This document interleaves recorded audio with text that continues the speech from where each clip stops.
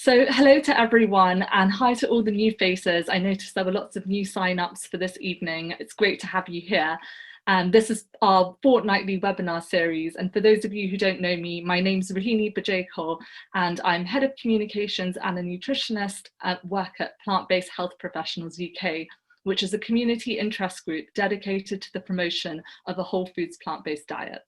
So tonight we have an absolutely incredible webinar planned with Dr. Aryan Tavakkoli, who's going to be talking about mistletoe, medicines and mushrooms, supporting cancer patients with a plant-based integrative approach. I don't think we've ever had a webinar with such an exciting title. And we're extremely grateful to our sponsors this evening, ProVeg International and veganfitness.com, who kindly lend us this platform and allow us to run and enable us to run these fortnightly webinars. We'll be coming up to a year of running these webinars shortly. And if you have missed the previous 24 webinars, they're available for members of Plant-Based Health Professionals UK via our website. Do join us again in a couple of weeks because we have a fantastic webinar planned with neurologists Dr. Dean and Dr. Aisha Sherzai, who are based in Loma Linda, California. And this is on a really hot topic: avoid Alzheimer's and live an unforgettable life. Again, this is a free webinar open to everyone, so please do spread the word. The link to sign up and register is available now on our website. So do go and check that out after this webinar. And lastly, please do support our work. Join as a member. This is open to everyone, not just healthcare professionals. And we have a growing community of incredible plant-based advocates all over the world. Visit pbhp.uk to subscribe to our free weekly newsletter and donate via pbhp.uk /donate if you would like to support our webinar program and other activity. We're also active on Facebook, Instagram and Twitter. So if you're there, definitely come and say hello. So now I'd like to hand over to Dr. Aryan Tavakkoli, who is a fantastic member of PBHP UK. She spoke at our conference in Warrington a couple of years ago. She was a consultant respiratory physician and specialised in respiratory and general medicine, working as a hospital consultant for 10 years before deciding to leave hospital medicine in order to open her own practice, the Quantum Clinic in East Sussex, to support adults with cancer. She is going to give her presentation and then we'll follow that up with a live Q&A. So at any point, if you've got questions for her, please do pop that in the Q&A function at the bottom of your screen at any time. And we will get to that in the Q&A, hopefully. So now, Aryan, could you possibly share your slides with that? So thank you very much, Rahini, and good evening, everyone. Lovely to be here and thank you for being here. So as Rahini said, I have a background in hospital medicine. I was a respiratory physician for many years, and I qualified in '91, and I've actually always been interested in different approaches to healthcare. So throughout my career, I've studied different things like traditional Chinese medicine and herbal medicine and different mind-body therapies and various other approaches. But it was actually in 2016 when I had a very traumatic life event. In fact, I lost my closest loved one to cancer. That was actually the catalyst for me moving out of hospital medicine and opening my own clinic, which is Quantum Clinic. I opened the clinic in 2017. And at that time, I was actually seeing all kinds of people with different chronic illnesses. But since mid-2019, I have only been seeing people with cancer.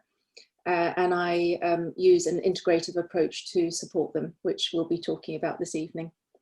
Now, this is really a massive topic, and it could easily span a whole week's conference. So what I'm going to do really is give an overview and then kind of focus on some particular areas that I use in my own work. So let's see if I can go to the next slide. There we go. So we'll be covering what is integrative oncology. We'll look at some people who've added it to their standard care and the benefits. I'll give an overview of what I do in my own clinic when I see patients, and then I'll focus in on some particular botanicals and phytochemicals that I use. And at the end, I hope to have a couple of minutes just to share some thoughts on where I think cancer treatments will go in the next few years. This is a long definition, so I apologize for this, but it's the most comprehensive one I've found. I'm just going to read it out loud for you. So integrative oncology is a patient-centered, evidence-informed field of cancer care that utilizes mind and body practices, natural products and/or lifestyle modifications from different traditions alongside conventional cancer treatments. It aims to optimize health, quality of life and clinical outcomes across the cancer care continuum and to empower people to prevent cancer and become active participants before, during and beyond cancer treatment. So the definition emphasizes the fact that these interventions are to be used alongside conventional cancer treatments. We're not talking about alternative medicine here. And you can see that there's a lot of overlap as well with lifestyle medicine. So what are we actually trying to achieve with integrative oncology? Well, there are two main schools of thought in this. The first aims really to improve quality of life and symptom control through using certain complementary therapies like yoga and acupuncture and meditation, for example, and that's absolutely fine and very important. The second is more of a radical approach, and it seeks to not only improve quality of life, but also to alter the microenvironment of the tumor and the internal environment of the individual in order really to affect the behavior of the cancer cells, so that they might look at, for example, how can we stress the cancer cell by, for example, limiting its fuel, or by inhibiting its signaling pathways, or maybe by affecting its ability to use certain growth factors to make new blood vessels. They might look at altering the gene expression, of reducing the expression of oncogenes and increasing the expression of tumor suppressor genes, and various other strategies. There's lots of things that can be done to actually influence the behavior of the cancer cells so that we're actually creating a less favorable internal environment for cancer cells to grow and to spread. So this school of thought is concerned with enhancing the effect of standard treatments and improving outcomes as well. So personally, I relate more to this school of thought, and I'll be talking a bit more about some of the tools that I use as well. I just want to bring your attention to this peer-reviewed open access journal. It includes a lot of different scientific data, including systematic reviews and meta-analyses. It's edited by Dr. Keith Block, who's known as the father of integrative oncology. He is an integrative oncologist in the USA, so he combines standard conventional cancer treatments with individualized complementary treatments and nutritional therapies. And I believe the dietary approach at his cancer center is almost completely whole food plant-based. He's the co-founder of the Block Center for Integrative Cancer Treatment in the USA, and they've seen a lot of people there with advanced cancer who were already placed on palliative care by their own oncologist, but then who achieved stability or in some cases actually remission following their program. And you might be familiar with some of these faces here. These are a few people who are now in the public eye, they're public figures, who have either achieved complete remission or have reached a stage of stability for a long period of time after a diagnosis of terminal cancer. And all of them have used an integrative approach in different ways. Now, I do want to stress and acknowledge that some people can do everything and still succumb to cancer. So I'm not suggesting that adding integrative measures is a guarantee for anything. Please don't misunderstand me. We all know that cancer can be aggressive and can progress despite all possible treatments. But when we address these really important areas like supporting the immune system and putting the patient on a really healthy nutrition plan and looking at improving and optimizing the gut microbiome, for example, these are all really important areas that can increase the likelihood of achieving stability or in some cases remission or at least slowing the progression in some people. So these people that you can see here and others, actually lots of others who are not in the public eye, a testimony to the fact that it's not impossible to achieve remission or stability over a long period of time after a diagnosis of advanced cancer. This is a resource I'd recommend to you as well, which again describes the stories of lots of people who went on to achieving stability or remission after a diagnosis of advanced cancer and what they did to achieve that. So a brief overview of what I do in my own clinic.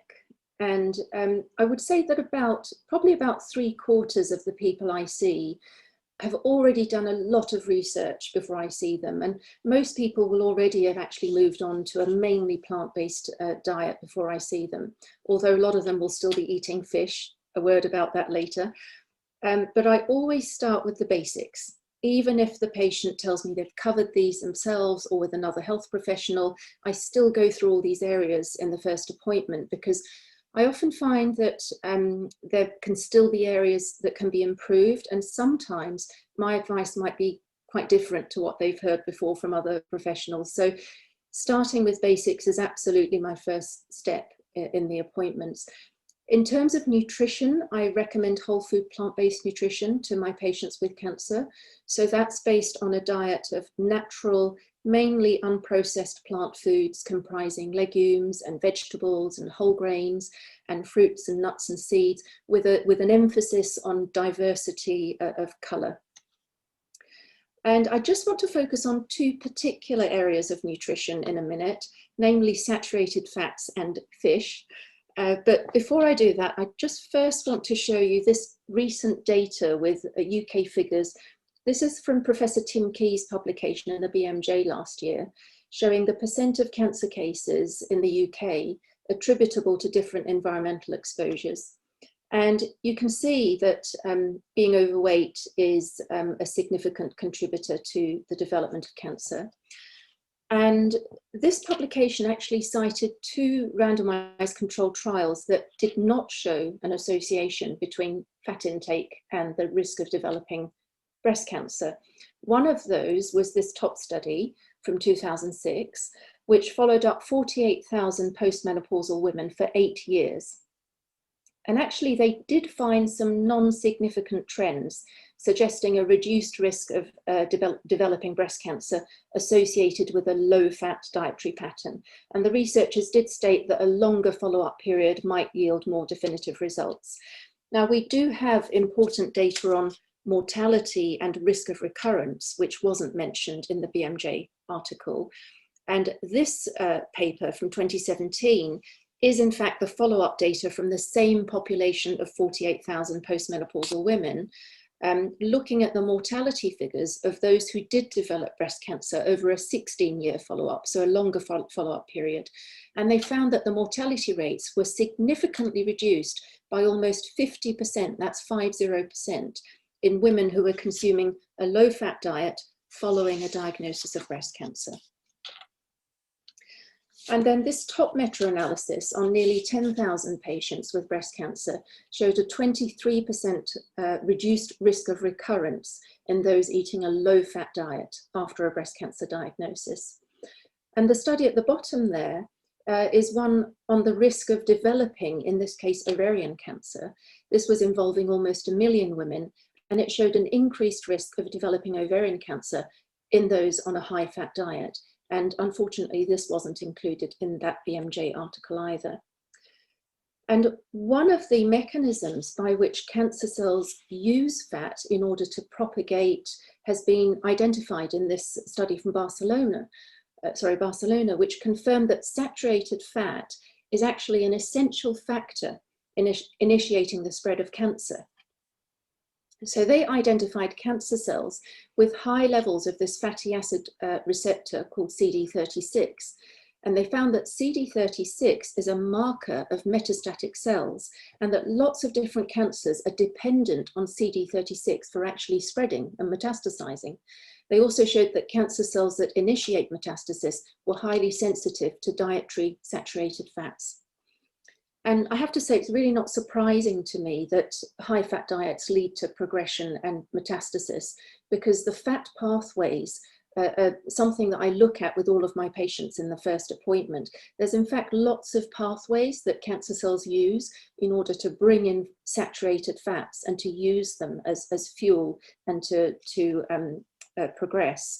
So we look at the whole food plant-based diet, which is naturally low in fat, but in addition, sometimes we bring in statins and also other supplements that can block the metabolic pathways that cancer cells use in order to use fats for fuel. And I'll talk a bit more about that in a second. The other specific area of nutrition that I wanted to speak about was fish, and specifically why I don't recommend fish, which a lot of my patients find surprising when we first start talking about this. So there's a couple of concerns I have with fish and cancer. The first is the amount of saturated fat in fish. In so-called healthy oily fish like mackerel and sardines, for example. And we've already seen that saturated fats are actually used by cancer cells to initiate metastasis. And a lot of people are surprised to hear how much saturated fat is actually present in fish. So this data is taken from the Department of Health, nutrient analysis of fish. And you can see on the top there that 100 grams of grilled mackerel contains over 5 grams of saturated fat. Now, an average kind of typical mackerel fillet weighs about 300 grams.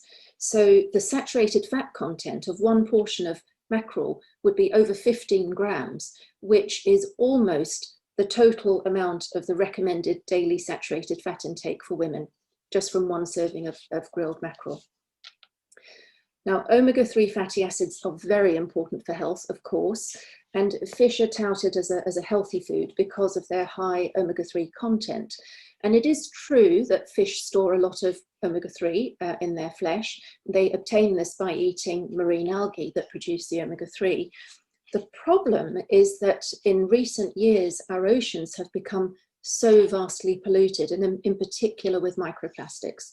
So most small oily fish that are considered healthy, like anchovies and sardines, actually now contain microplastics. And in fact, 80% of European anchovies are now contaminated with microplastics. And a significant amount is also found in other fish like herring and sardines. This study at the bottom found 20 microplastics in every 10 grams of human stool that was studied. And this will be coming from different sources, of course, but seafood is one of the main sources. Now, some people think, okay, well, I'll just buy wild caught fish from purer waters.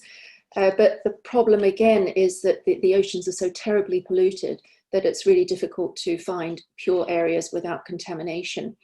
And even wild caught Atlantic fish now, over 70% of them are being found to contain microplastics. So this is a fish that have previously been considered to be the purest and toxin-free. Now, microplastics are known endocrine disruptors. They can mimic endogenous hormones like estrogen, and they are carcinogenic. Every year there's an annual conference where scientists come together to share their research on microplastics. And in the 2019 conference, a Dr. Vries Koop from the University Medical Center of Utrecht, she presented the first results of her research on the response of human immune cells to microplastics. And what she found was that the immune cells that come into contact with microplastics experience accelerated death. Nothing happens to the microplastics, but the immune cells that come into contact with them died 3 times more quickly than those that did not come into contact with them. Now, this research hasn't been published yet to my knowledge, but there's more and more research coming out now about the hugely damaging impact of microplastics to health. And a lot of people don't know this. They don't know how polluted fish are. I haven't even mentioned organic pollutants and heavy metals, but most people know about the problem with microplastics in the oceans, of course, but a lot of people aren't aware of the extent to which microplastics have actually affected and invaded most fish populations. And I hear a lot of practitioners and doctors as well recommending that patients avoid, for example, drinking from plastic bottles and avoiding other plastics due to their hormone disruptive effects, but they still recommend eating fish 3 times a week, which really doesn't make sense to me, because this is one of our major exposures to microplastics. So I explain to my patients that what we want to do is to support their immune system, and that a lot of the botanicals that I use, I'll be speaking about in a minute, they're aimed to increase the efficacy of their immune cells, like their natural killer cells and their dendritic cells and their lymphocytes. So any contact with microplastics will kind of be undoing that and creating even more damage to their immune system. So I explained that it's far safer really to get omega-3 supplies from the original source, which is marine algae. And of course, eating nuts and seeds, and especially things like flax seeds and walnuts, will help to provide the body with alpha-linolenic acid, or ALA, which is converted in the body to DHA and EPA, which are the main anti-inflammatory components of omega-3 fatty acids. Some people don't convert them quite so well, so that's why taking marine algae supplements can sometimes provide a much higher dose in people with cancer. So I just wanted to go through those couple of areas because I think they're very important, particularly in the area of cancer. This is just a brief overview of the kind of things I run through with all of my patients. And obviously I won't be going through all of this, but we've spoken about nutrition. I go through mind-body techniques and things that might benefit my patients. This is a hugely important area, addressing the emotional impact of cancer. We go through anti-inflammatory supplements and things that we can use to block certain metabolic pathways. Again, we'll look at that in a minute.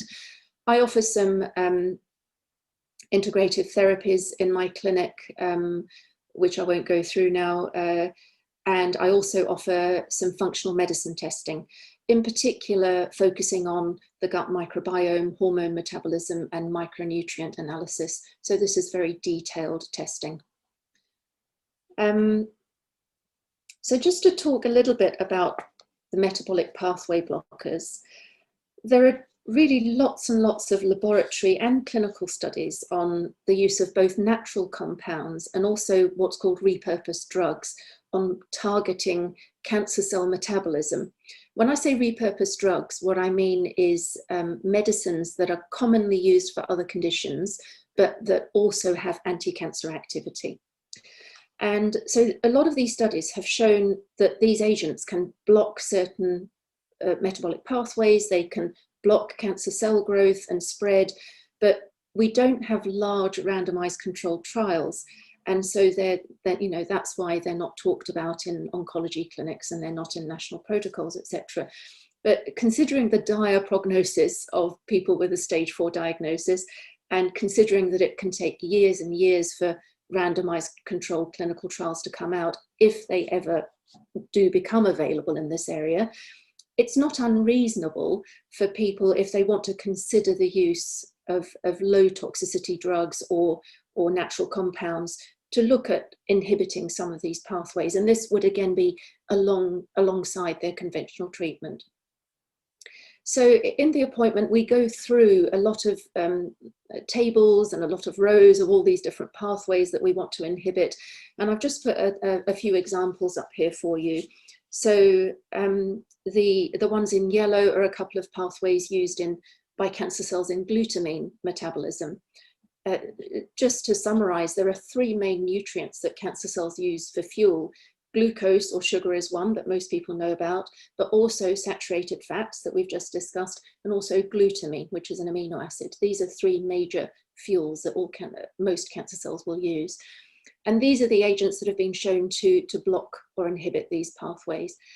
And the ones in blue are a couple of the saturated fat pathways. There are others. There are maybe 5, 6, or 7 known pathways that cancer cells use, saturated fats for fuel. And again, these are the agents that have been shown to, excuse me, inhibit those pathways. One of the most commonly used repurposed drugs actually is metformin, which is a diabetes medicine. And there's a lot of research on metformin's different anti-cancer mechanisms. And it's thought that it inhibits tumor growth by inducing apoptosis through targeting various pathways, such as the mTOR pathway and the STAT3 pathway. And similarly, there's a ton of research on other repurposed drugs and their anti-cancer activity. A lot of this is lab-based research, but there are also some clinical studies with some of these drugs.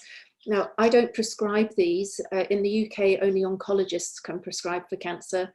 And so unless there's actually an approved trial where they can be prescribed, of which there is one actually in the UK. So patients can be safely prescribed certain medications and monitored.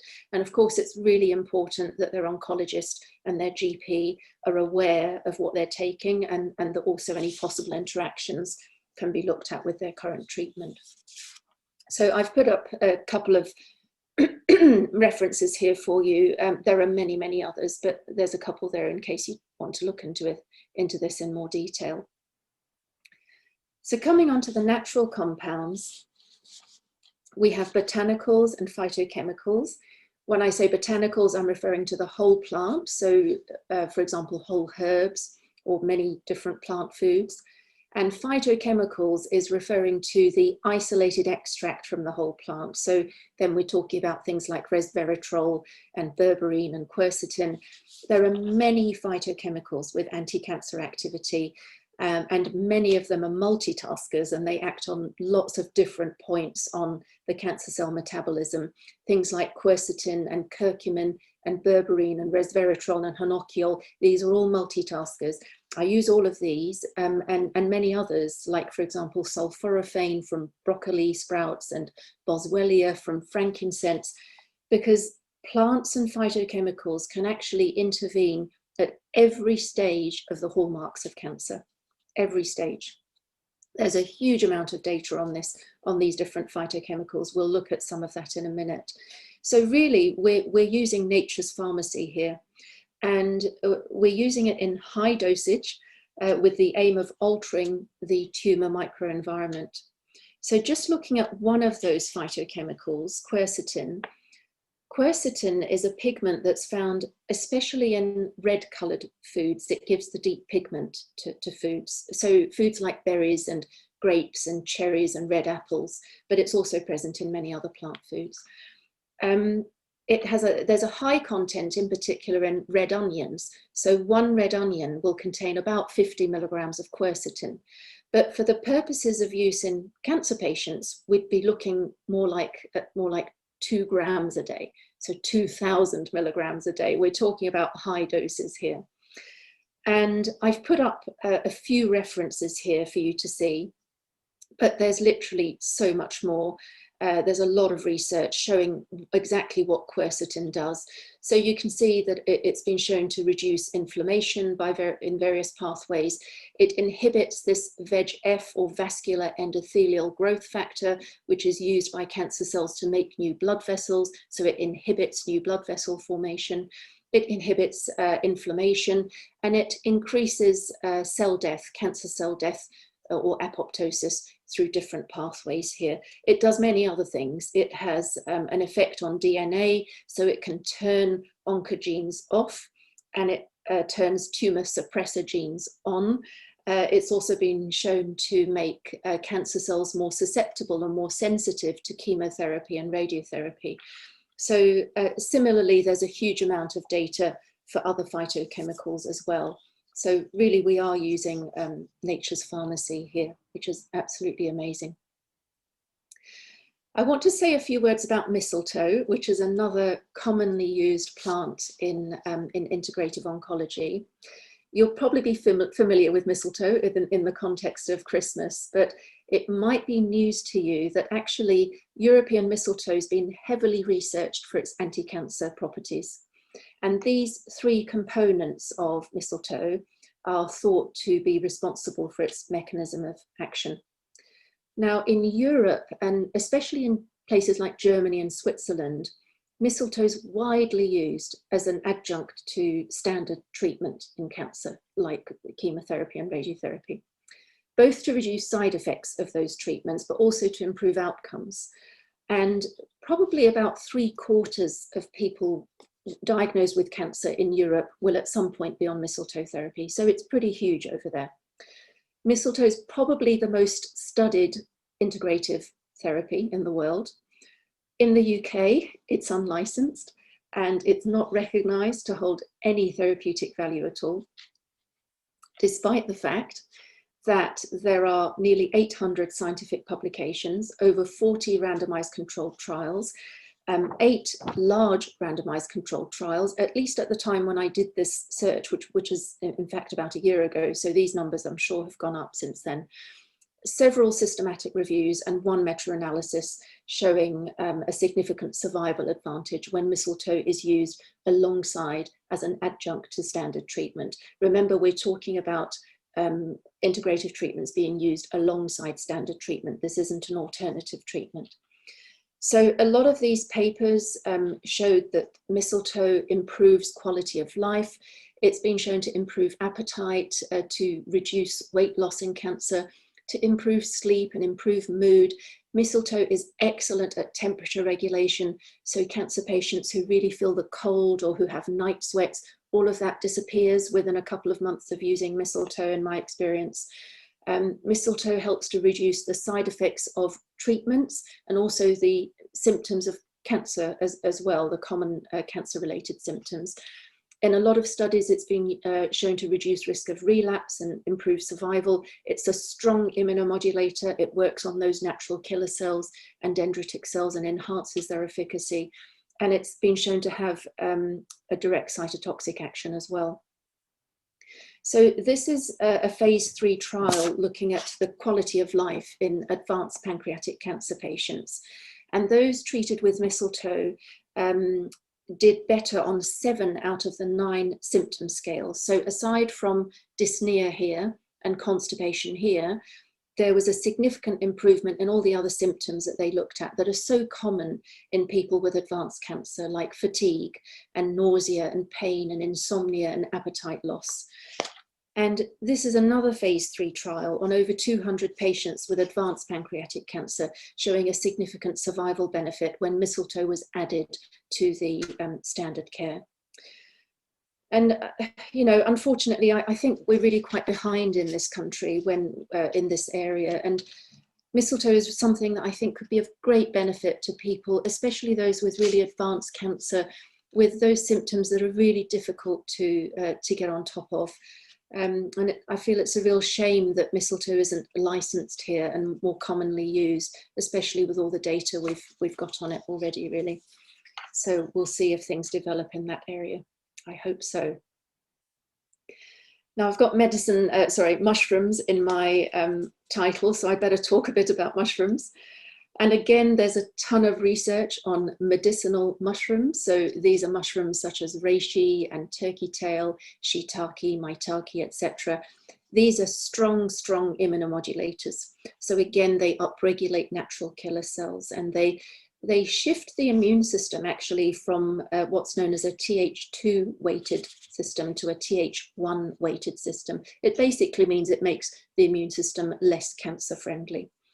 They do lots of other things. Also, they've been shown to inhibit new blood vessel formation by cancer cells. They inhibit inflammatory pathways. Again, they can induce apoptosis or cell death in cancer cells. I've put a few reviews here for you if you want to look into this further. Again, there's a ton of research. A word of caution with medicinal mushrooms, because they do upregulate immunity so strongly, it can be slightly problematic if someone has an underlying and especially uncontrolled autoimmune disorder. And so they might not be used in that context. Also in people who are receiving immunotherapies, they would be used with caution because there could be a slightly increased risk of adverse effects from that immunotherapy in terms of developing autoimmunity.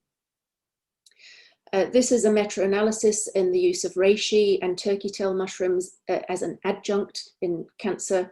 So this involved 23 trials, over 4,000 cancer patients, and their use of these was associated with a significantly lower risk of mortality. And there have been lots of clinical reviews on survival outcomes. This one is from a peer-reviewed journal using Coriolis, which is turkey tail. And this was a review of 13 clinical trials, and this showed a 9% absolute reduction in 5-year mortality when Coriolis was used alongside standard treatment. And it's thought that it's the beta-glucans, so these are polysaccharides in mushrooms, that are responsible for the immunomodulatory effects of the medicinal mushrooms. And these receptors here, they recognize beta-glucans, and they activate certain pathways, which then leads to a stimulation of the production of certain immune cells, in particular macrophages and natural killer cells. And it's thought they also have a direct impact on apoptosis and a cell killing effect as well in cancer. So, gosh, that's gone quickly. I'll just finish off now because we're, I think, 35 minutes into the talk already. So just leave time for questions as well. So I just want to finish by talking briefly about some areas that I think will become more commonly used in the next few years in the cancer field. And one of these is tumor genomic profiling. So what this is, it's basically looking at the genetic expression of an individual's tumor and identifying from that the most effective targeted treatment for that particular person, rather than offering the same standard treatment to everyone with that particular cancer. So it's a personalized treatment. It's also known as precision oncology. And this is beginning to take place in the NHS. It's more common in the private sector, but I'm hoping it will become more commonly used because it really will provide more personalized cancer treatments. And then another interesting area is chemosensitivity testing. So this is where the individual's own cancer cells are exposed to different chemotherapy agents in a laboratory. And it's to see whether the cancer cells will respond to that chemotherapy agent first before actually treating the person with the chemotherapy.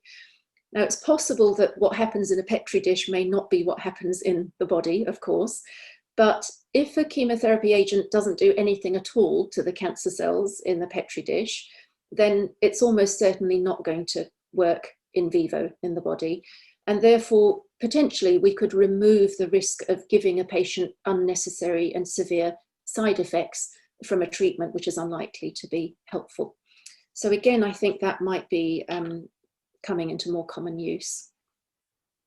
And then a couple of areas that I think are very exciting in cancer research, and I think hopefully will be in more clinical use. The first is the area of nanomedicine. So nanomedicine is the application of nanotechnology for medical purposes. And I couldn't really get my head around what a nanometer is. So just to give you an idea, a typical human hair, the width of a human hair is equivalent to about 100,000 nanometers. If you can imagine that, I find it very difficult to imagine, but basically we're talking about tiny, tiny structures here.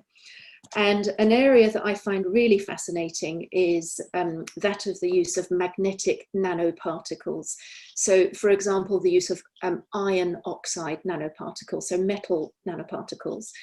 And these in lab studies, these are injected intravenously. They're taken up preferentially by cancer cells, and then they're exposed to either heat from an external source, so that could be via an intervention such as something called oncothermia, or they're exposed to a rapidly alternating magnetic field. What those two things do is that they create a massive heat in these magnetic particles, which vibrate rapidly. And that heat then dissolves the tumor that's surrounding it. And it's been shown that metastases and primary tumors just melt away with this very quickly. It's a very exciting area, and I hope that it will find its way into the clinical realm, maybe within the next 10 years. And then secondly, I just want to mention this technique, which is actually being pioneered by Dr. Jason Williams in the States. And what he's doing is he's using cryoablation, which is freezing of a small part of a tumor whilst it's in the body, and then injecting a small dose of an immunotherapy drug into the same area. And he's found that this stimulates quite an extreme body-wide immune response, which again has led to melting of metastases distant to the site of the primary tumor. And he's successfully treated a number of people with stage 4 cancer using this. Of course, it has to be considered an experimental treatment. It's new, it's private and very expensive. But again, I'm hoping, you know, with the kind of results that they're seeing, that is something that hopefully will become more available in the clinical realm. So those are just two areas that I think are very exciting in this field. And I've really run through a snapshot, really. I've given you maybe a taster of what integrative oncology could possibly offer to cancer patients. It's an area that I'm really excited about. I hope that some of what I've said has interested you. There really are a lot of people, more and more now, looking into this kind of path. You know, a lot of people are wanting to make changes. They're asking, well, what else can I do to improve my outcomes, or what else can I add to my treatment that might improve my well-being and possibly improve my outcomes? So people are looking for this approach more and more. Okay, I think I'm going to stop there because, gosh, we need time for questions. So I'll stop there, Rohini, if that's okay. I think you just need to I can stop the screen share for you. Okay. Perfect. Thank you so much. That was fascinating, and we already have lots of questions. But before we get into that, I want to ask you about your plant-based journey and how you became plant-based. And obviously you've been a member of Plant-Based Health Professionals UK right from the beginning, really. So would love to hear a bit more about your story. Sure. So really for me, it was more of an ethical decision to begin with. But what was the major turning point for me was motherhood, actually. And when I had my son, which is nearly 20 years ago now, I kind of somehow was able to connect a lot more to mothers of other species. And that kind of got me thinking about what we do in the animal kind of farming trade. So I became a vegetarian about 20 years ago. And then a few years later, when I learned more about the kind of ethical or non-ethical practices in the dairy and egg industries, I turned fully plant-based. And then it was after that, really, that I learned about the health benefits and all the environmental benefits. And I started giving a lot of talks. We lived in New Zealand at the time, and I used to travel around New Zealand giving talks on the environmental impact of you know, animal agriculture and the benefits of plant-based eating. So it all kind of went on from there. But that's a brief summary of how I came onto this kind of path. Thank you so much for sharing. So one of the questions that's come up was, are there any specific micronutrients that you find that your patients are deficient in? And is there any evidence that supplement replacement improved outcomes in those micronutrients? Yeah, it's a very good question. So I do nutritional testing on almost everyone I see, and I pick up nutritional deficiencies all the time, even in people who come to me with fairly healthy diets. And that may be nothing to do with, you know, they may be having a very healthy diet, but they may have problems with digestion, for example, or also our soils, as we know, are not as complete in nutrients as they used to be maybe 50 years ago. So the kind of really common ones I come up with is magnesium deficiency. That's really common. Iodine deficiency is very common. Also, I come across vitamin B deficiencies all the time, and this is in people who are not plant-based. They're people before they see me. So all kinds of B2, B3, B6, also B12, B9 or folate. I come across those all the time. There are certainly studies showing that people who supplement with, for example, magnesium and other nutrients can have a lower risk of developing certain cancers, like pancreatic cancer. I'm not aware, it may be that I'm just not aware of it. I'm not sure if there are any studies showing that if you supplement, you reduce the risk, you improve outcomes. You do need to be wary as well. There are some supplements that can actually worsen outcomes in cancer. And in particular, the kind of supplements I use, I'd like to stress, are whole foods based supplements. So they come from fruits and vegetables. They are not synthetic supplements. A lot of the studies you find that show reduced outcomes or worse outcomes in cancer by using supplements, they are looking at they're looking at synthetic supplements. They're not looking at whole food supplements. Thank you. And one of the other questions was, do you have any thoughts on why ibuprofen and some of the tetracyclines antibiotics were thought to be helpful when they're also known to disrupt the gut microbiome? That was on one of your slides in the presentation. Yeah, that's a really good question as well. So yes, for example, non-steroidal anti-inflammatory drugs and doxycycline, for example, have been shown to have anti-cancer effects. They also have or doxycycline can have the effect of impacting on the gut microbiome, although not to the same extent as many other antibiotics.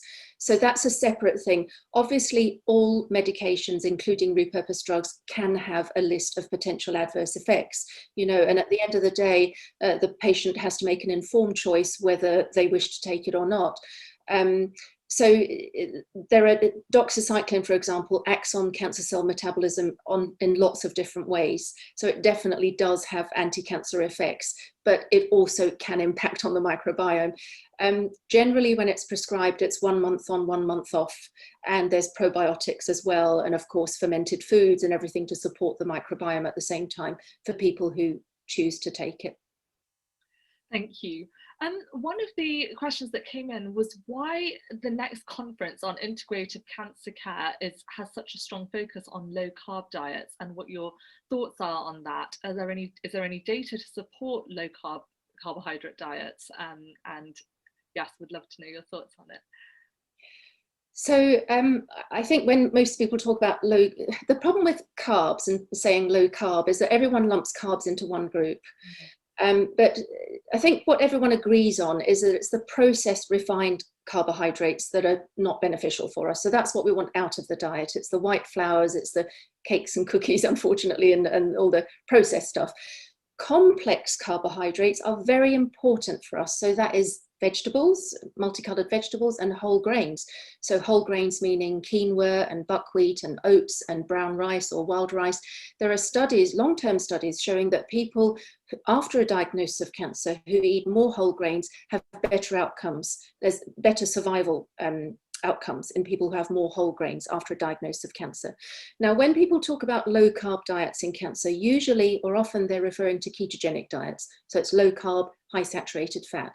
The reason a lot of people get excited about the ketogenic diet is because there are some short-term studies showing that it can reduce tumor growth. So tumors start shrinking, everyone gets very excited and happy because it's, it's exciting when that happens. There are no long-term studies on the safety of the ketogenic diet in cancer. There are none. But we do have long-term studies and very firm data on the lack of safety of high saturated fat diets. I showed some of them.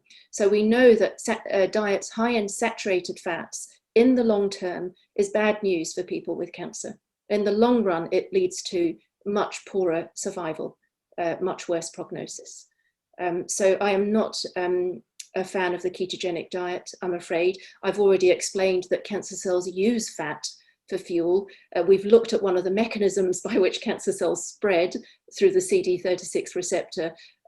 Saturated fat and cancer, bad news in the long term. Thank you for that.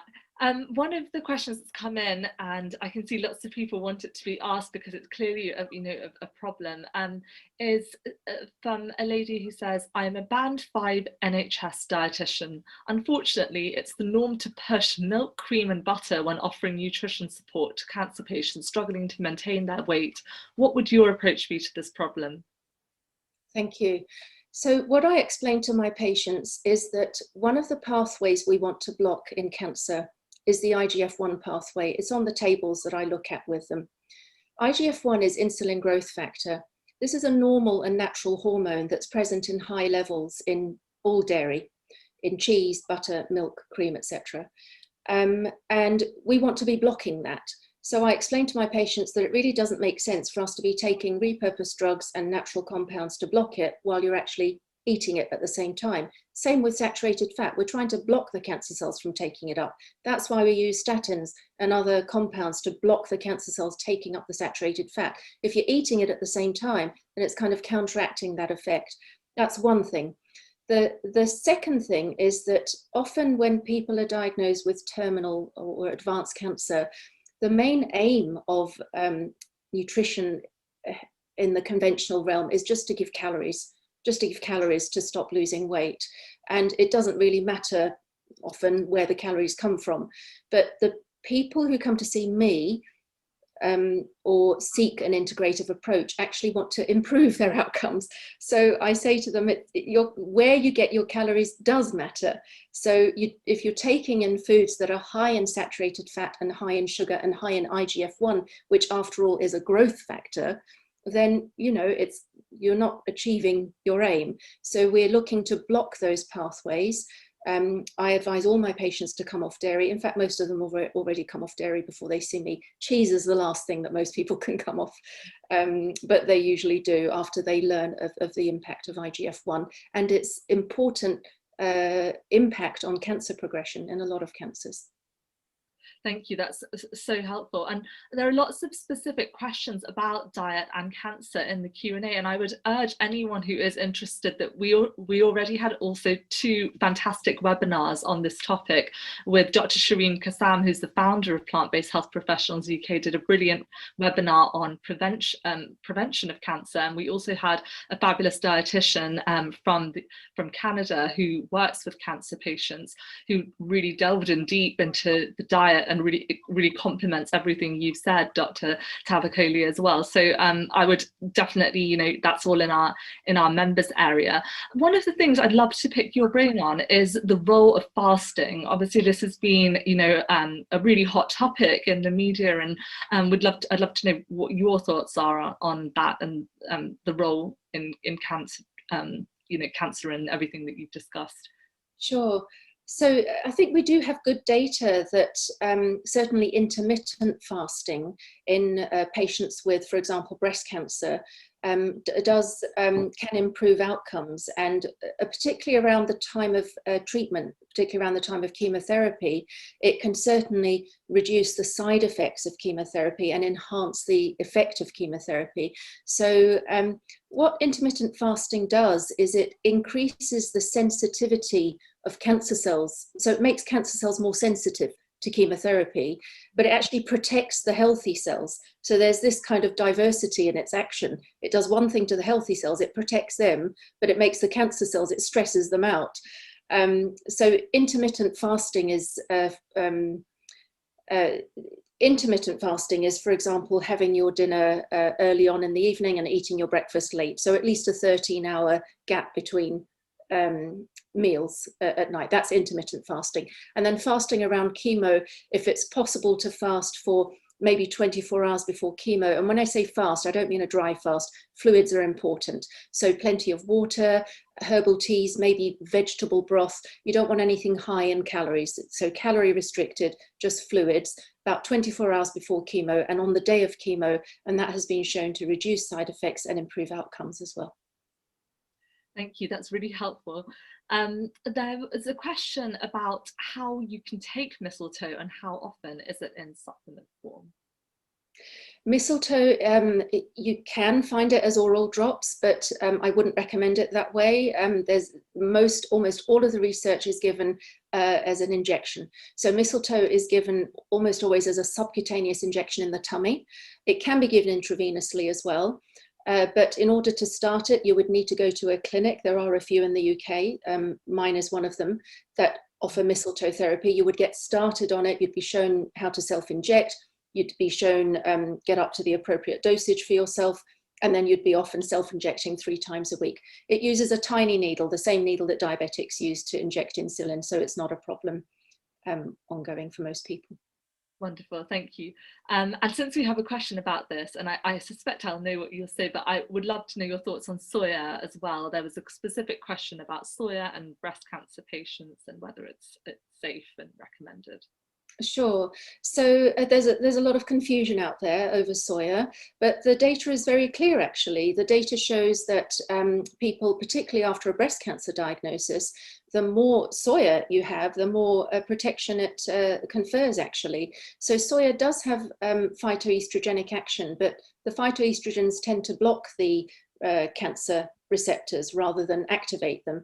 And there's strong data showing that women who eat more soya have better outcomes after a breast cancer diagnosis. Of course, we want to keep things organic as much as possible. So we're talking about organic tofu, organic tempeh, organic soya milk, the least processed as possible. Thank you, that's so helpful.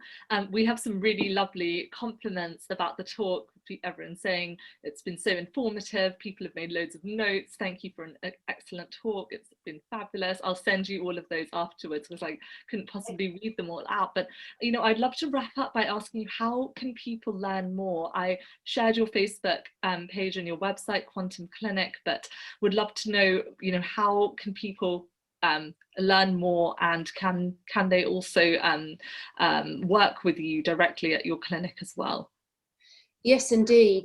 In terms of learning more about integrative cancer care, there are probably two resources that I'd recommend if people want to learn more, and they are the two largest integrative cancer charities in the UK. One is called Yes to Life, and one is called Cancer Active. So if you just Google those, there's a ton of information on both of those sites. They're not both completely whole food plant-based, but nearly. And in terms of working with me, my website is there, quantumclinic.co.uk. If anyone wants to get in touch, please feel free. I'm very happy to talk through. If you feel that this approach might benefit you or a loved one, we can certainly talk about that. And I'm very transparent as well. All my details on how I work is all on my website. Thank you so much. Yes, I think everyone will be checking out the website, your Facebook page, and of course, the recording of this webinar will be available on the Plant-Based Health Professionals website for members in a few days' time, but I will share the slides and so on with everyone who's attended this. So thank you all for joining and for the wonderful questions. Sorry, we couldn't get to all of them, but you answered all the main ones. So thank you so much for such a wonderful webinar, and for teaching us so much about medicine, mushrooms and mistletoe. I think I've got the order wrong. Yeah. It's been an absolute pleasure. Thank you very much. It's been lovely speaking. Thank you, and hopefully we can all meet in person one day and have an in-person conference one day. Look forward to seeing you again. I think it's been a few years since Warrington now, but thank you everyone for joining. And again, as I mentioned, there's a lot of general questions about a plant-based diet, so do go and check out the Plant-Based Health Professionals UK website. We have so many different fact sheets covering everything from soya to diabetes to cancer to bloating, so go and check those out and have a look at those. And do join us for the next webinar in a fortnight with two brilliant award-winning neurologists from the United States of America, which we're definitely going to delve deeper into the topic of omega-3s, which I can see there were lots of questions on. So I hope to see you all there in a couple of weeks' time. Okay, good night, everyone.